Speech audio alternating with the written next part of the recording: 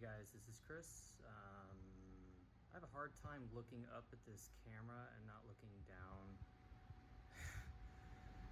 It's awkward.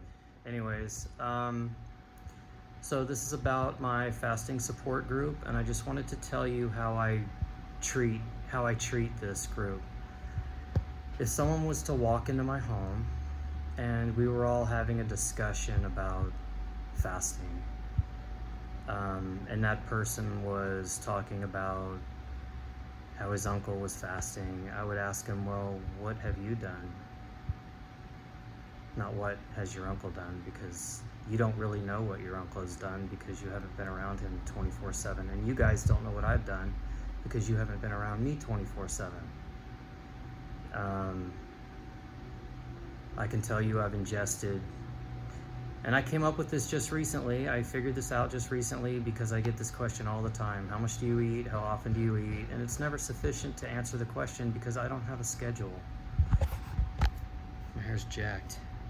That's why anyways, yeah, it doesn't matter. It doesn't matter what I say, but I didn't start doing what I'm doing so I could have a support group or I didn't know any of this. I didn't know I was going to be doing any of this stuff. I just started really in earnest 5 years ago to transform myself because I knew I could. I knew I could do it for free. And I started to do it because I wanted to prove to myself that I didn't need money. That was really the main.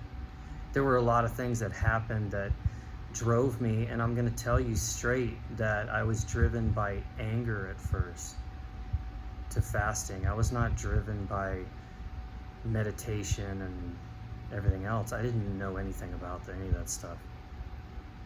I started learning it once I started cleaning up. So basically what I'm trying to say is this group that I have, I moderate very closely.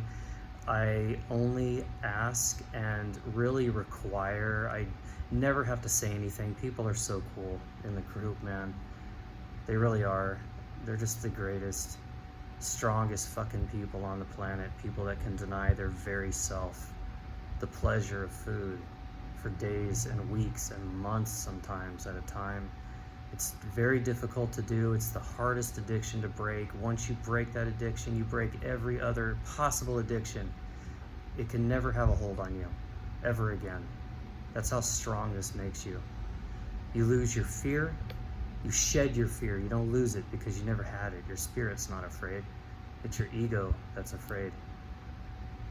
So lose, shed, all of that. So yeah, I protect the group. I treat it like it's my own home. There's no abuse. It's high vibe. I'm high vibe. I answer questions. Other people answer questions. They dialogue with each other. It's fucking beautiful, man. People are always reporting. One of the women in there, she had an ear condition. She couldn't hear. I don't remember how long she said. I think it was for decades that she could not hear. And by fasting, liquid fasting, distilled waters, it's all I recommend is this distilled waters fasting of either Orin, number 1, or distilled water, number 2, even in the jugs, number 2. Coconut water. I would put coconut water on a par with distilled water in a bottle, in a jug. But it does not beat the pure distilled from a distiller. And then after that, I would say fresh squeezed fruit juice, depending on what you have. But I think that's what, I know she was doing distilled waters. I don't remember. I think she was doing a mix.